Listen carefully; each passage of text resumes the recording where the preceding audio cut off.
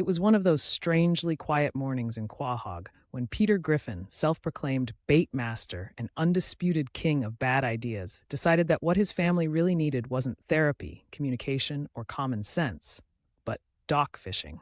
Chris, still half asleep, stared at him with the dull eyes of a teenager forced into bonding against his will. "There he is, the bait master," Chris mumbled. Peter puffed out his chest proudly like some kind of river god, holding up a bucket that already smelled like it had lived through horrors no bucket should ever witness. Brian leaned over to Stewie and whispered dryly, "I think I misunderstood the assignment."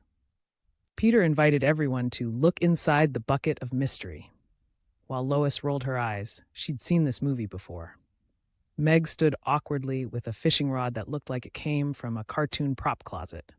"I wouldn't look in the bucket," Peter said with fake suspense, as if the soggy hot dog inside were the Kraken. Moments later, of course, he spilled it all on his feet.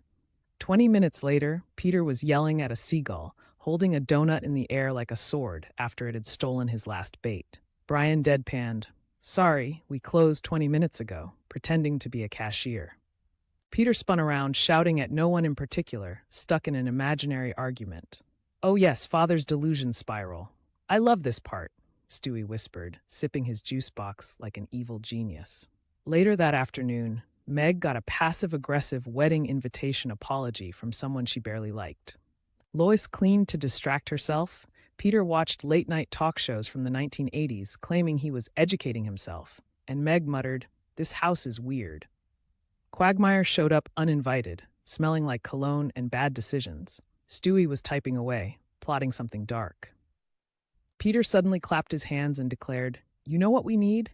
A theme day. Family Guy Fishing Adventure Day." Lois groaned. His last theme day ended with him getting banned from 4 counties. Brian sighed. "I miss the cat cafe," he said. "Remember how peaceful it was before they banned dogs?"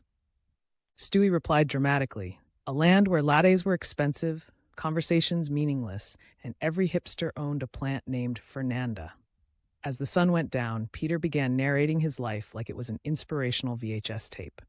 There comes a time in every man's life when he must fish or die trying. Chris muttered, "Pretty sure no one dies trying to fish."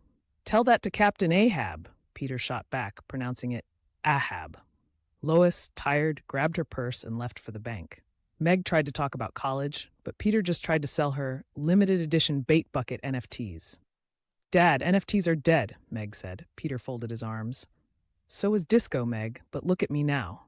Brian went to a bar to escape, but the bouncer pointed at a new sign. "No animals allowed." "You've got to be kidding me," Brian muttered. Meanwhile, Stewie was plotting to rule the town with genetically modified poodles. "You need therapy," Brian told him. "You need ambition," Stewie shot back. Lois baked cookies for Carter Pewterschmidt's billionaire party. Carter wanted cookies made of gold, so his rich friends could bond over breaking their teeth. Peter, meanwhile, opened a cooler. "Inside this box is either the best beer you've ever had, or 3 raccoons." It was, tragically, both. The raccoons scattered through the house, and Meg screamed. Stewie sipped his juice box. "It's only a nightmare if you wake up." Later, they found Peter's old 80s workout tape. Him in short shorts doing pelvic thrusts, yelling, "Feel the Griffin burn." Stewie stared blankly. If ever there was a reason to invent a time machine to prevent a single event, this is it. That night, the family sat in the living room pretending to be functional. Peter scrolled on his phone, Meg sulked, Chris built a gingerbread house, Stewie hacked something, and Brian read The New Yorker to feel superior. "I can't believe this is my life," Meg sighed. "You say that every night," Peter replied. The next morning, Peter announced his new business idea, bait and weights. You fish and lift weights. It's like CrossFit, but with worms. Meg facepalmed.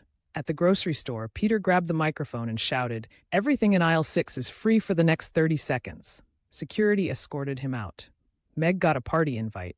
Peter embarrassed her at the party. Brian got stuck in a conversation about a girl's spiritual journey in Bali. And Stewie tried to recruit drunk teenagers into his future evil empire.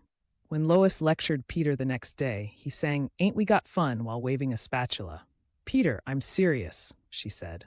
"Lois, life's too short to not crash our daughter's social life," he replied. Carter's billionaire party arrived. Peter wore a tuxedo that didn't fit, introduced himself as Peter von Griffin in a Dracula accent, and when asked his net worth, yelled "bacon" and somehow got applause. Quagmire showed up with a mariachi band. Peter challenged a billionaire to Twister for $10,000 and lost. By midnight, Peter was shirtless on a fountain screaming, "I'm the bait master." The next day began with Peter in his underwear, Lois exhausted, Chris staring at cereal, and Meg scrolling through her phone like she was waiting for a sign from the universe. Chaos followed. Chris tried to fix a leaky faucet with a hammer, water flooded the house, Quagmire showed up in a plumber outfit, and bubbles came out of the kitchen sink. Peter and Quagmire went on a ridiculous quest to buy sponges from a shady warehouse. Lois called a real plumber, who fixed everything in 15 minutes. Peter still congratulated himself. That night, Lois tried her family bonding tradition. Highs and lows of the day. Peter's high was finding a corn dog in the freezer. His low? Lois catching me eating it in the shower. Stewie's high was making Brian question his existence. Brian's low was living in this house. Then the power went out. Peter screamed, "The government's after us." Stewie whispered, "Finally." They gathered with flashlights. Peter told a scary story about getting lost in a grocery store. Quagmire ended up shirtless on the roof, singing a 90s theme song. Meg dared Peter to go 1 hour without saying something stupid. He lasted 3 seconds. When power returned, the house looked like a frat party aftermath. Lois collapsed on the couch. Meg stomped upstairs. Stewie whispered about his empire. Quagmire popped his head through the window and yelled, "Anyone up for night swimming?" Lois screamed, "Go home, Quagmire." The next morning, Peter screamed, "Good morning, Vietnam," out the window. Lois calmly sipped coffee like a woman reconsidering her life choices. Meg announced that today was the worst day ever before anything even happened. Chris walked in, wearing one sock and a bike helmet. Peter explained his big plan, hosting the first annual Griffin Backyard Olympics. He stapled cardboard to a pole as the Olympic torch and accidentally set Joe's mailbox on fire. Lois reluctantly agreed if he promised no explosives or animals. Quagmire showed up in a tight referee outfit. Cleveland brought snacks, Brian became announcer, and Stewie muttered insults.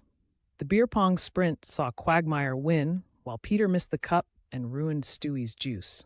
The synchronized lawn chair jumping event made no sense. Cleveland fell, Joe flipped, and Meg gave Peter a negative score.